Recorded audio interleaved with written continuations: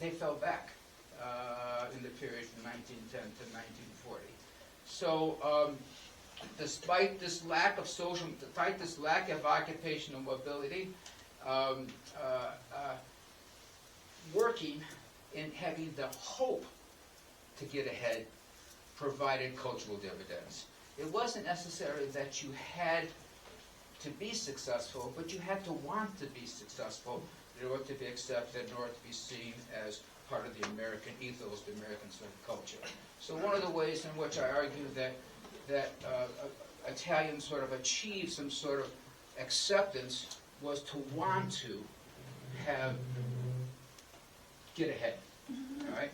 A second way of escaping the alien label of being seen as the stranger was the quest or the hope to have a home ownership. There are a lot of reasons to own a home. A lot of reasons not to own a home, too, okay? There are a lot of them. This afternoon we're going to buy another refrigerator, okay? So there's a lot of reasons to own a home, especially back then. A home was a hedge against unemployment. If you were unemployed and you couldn't pay the rent, you still had your home, okay? So owning a home helped there. It was a potential source of revenue, certainly bringing in boarders, owning a home. People used to rent and bring in boarders too, which is interesting. But bringing in boarders own a home, the possibility of doubling or tripling up to bring another family into your home so that they could sort of save on the rent and they could eventually. There are a lot of economic reasons to buy a home. But in cultural terms, I argue, owning a home was a sign, was a symbol of putting down roots. It was a hope and a commitment to the American dream. And so looking at my research, advertisements in the Chicago Heights Star, campaigns, other sort of movies indicated time and again that owning a home was a sign of independence. It was a get-ahead attitude. It emphasized the American value of personal property. So in the Heights, for example, owning a home ownership among Italians in 1930 was about 63%. About 63% of all the Italian immigrants in 1930 owned a home, which was about 20% more than the average American in Illinois or in Chicago or in nationwide. So I'm trying to figure out what was it about owning a home for Italian immigrants, especially when it was very perilously economically. The immigrants did not have a lot of money, but yet they devoted a lot of their very limited amount of resources to buying a particular home.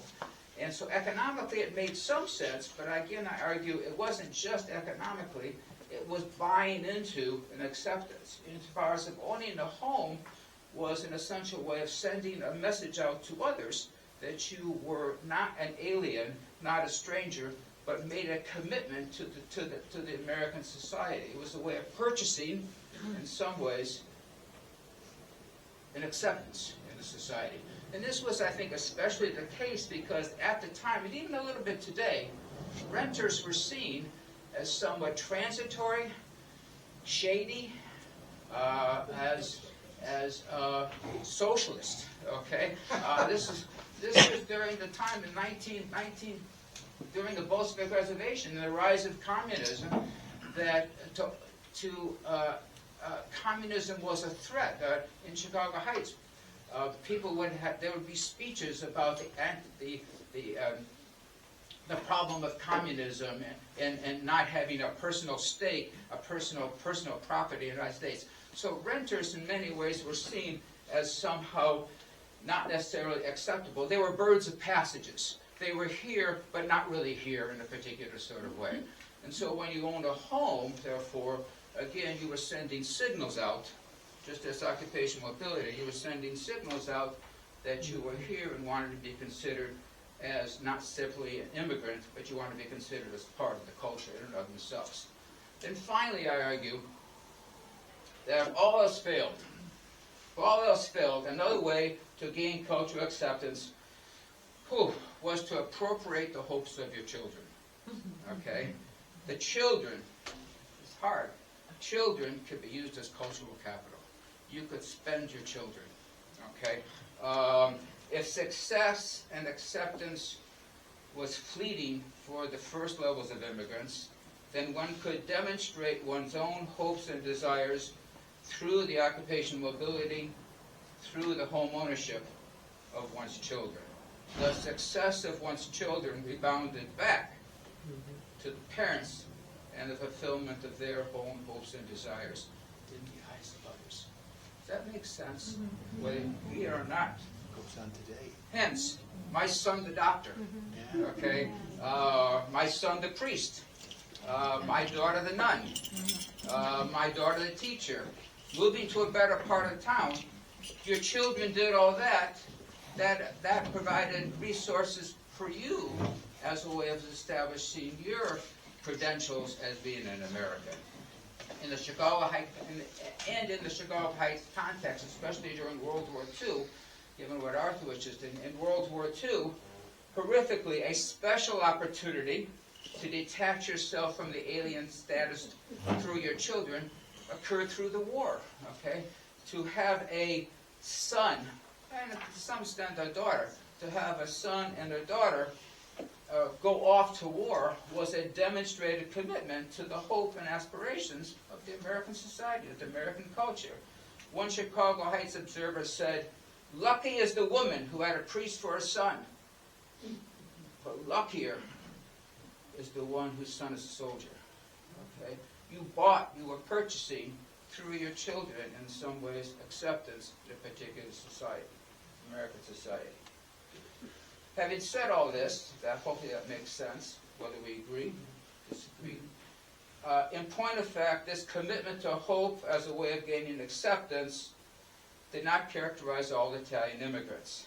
Some refused to engage in what's called this joyful striving. Okay?